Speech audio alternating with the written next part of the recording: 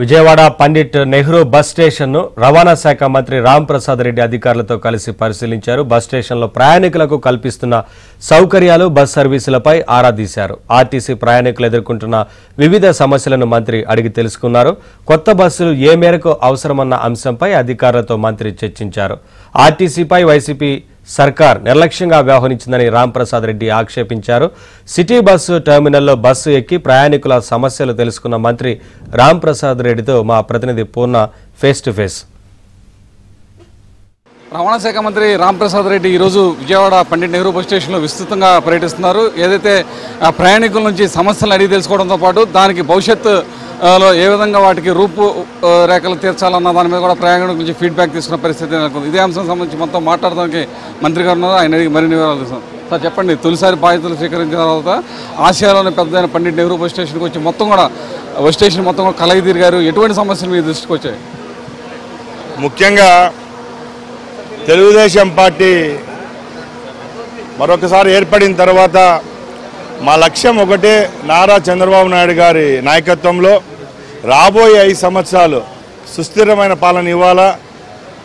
పేదల పక్షాన్ని నిలబడే ప్రభుత్వం ఏదైనా ఉందంటే అది తెలుగుదేశం పార్టీ. అది గుర్తుపెట్టుకొని మాకు ఏ మినిస్ట్రీలు అయితే కేటాయించినారో ఆ మినిస్ట్రీలలో ఏ విధమైన పొరపాట్లు లేకుండా గత ప్రభుత్వాలు చేసిన తప్పులను సమీక్షించుకొని ప్రజలకు నాణ్యమైన సేవలు అందించేదానికే మేము ముందుకున్నాం. ముఖ్యంగా ఈరోజు నెహ్రూ బస్ టెర్మినల్ను సందర్శించడం జరిగింది.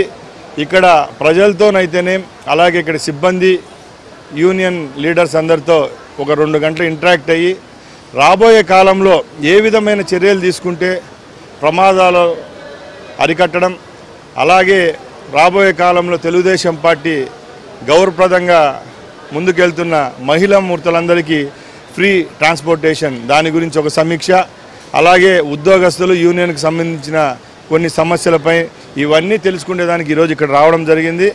ఇక్కడ ఫుడ్ స్టాల్స్ అయితేనేమి, శానిటరీకి సంబంధించిన విషయాలు అయితేనేమి అందరితో ఇంటరాక్ట్ అవుతున్నాం.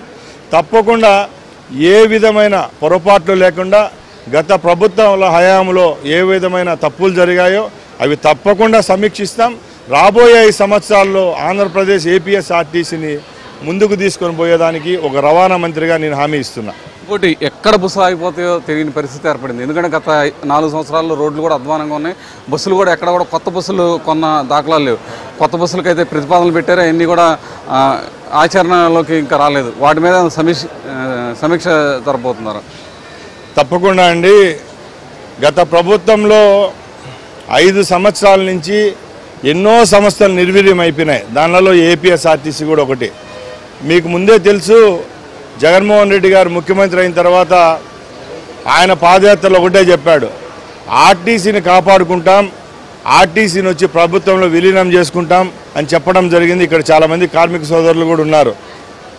ఏ విధంగా తయారైందంటే ఈరోజు ఆర్టీసీ పరిస్థితి హాఫ్ బాయిల్డ్ ఎగ్ అంటారు, కోడిగుడ్డు అద్దం ఉడికిన కోడిగుడ్డు అక్కడ తయారు చేసి పెట్టాడు ఆయన.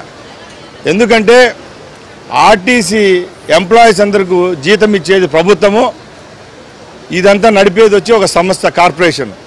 తప్పకుండా ఏవైతే తప్పులు జరిగాయో ఆ రోజు కార్మికులు, ఈరోజు కార్మికులు ఎవరైతే ఉన్నారో ఏ విధంగా చేస్తే ఈ సంస్థ యొక్క మనుగడ బాగుంటుందో, పేద ప్రజలకు అలాగే ట్రాన్స్పోర్టేషన్ సిస్టంలో ఏ విధమైన మార్పులు తీసుకొని వస్తే మంచి జరుగుతుందో తప్పకుండా సమీక్షిస్తాం. ఇది పరిస్థితి. ఏదైతే రవాణా శాఖ మంత్రిగా బాధ్యతలు స్వీకరించిన తొలిసారిగా పండిట్ నెహ్రూ బస్ స్టేషన్కి వచ్చారు. అయితే మొత్తం కూడా బస్ స్టేషన్తో పాటు సిటీ బస్ టెర్మినల్ ప్రయాణికుల నుంచి కూడా అనేక సమస్యలు అడిగి తెలుసుకున్నారు.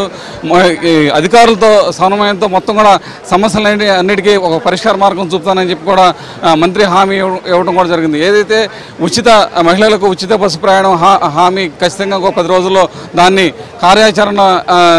కార్యాచరణలో తీసుకొస్తామని చెప్పి కూడా మంత్రి చెప్తున్న పరిస్థితి ఉంది. వీడియో జర్నలిస్ట్ నారాజ్తో పూర్ణ, ఏబీఎన్ ఆంధ్రజ్యోతి.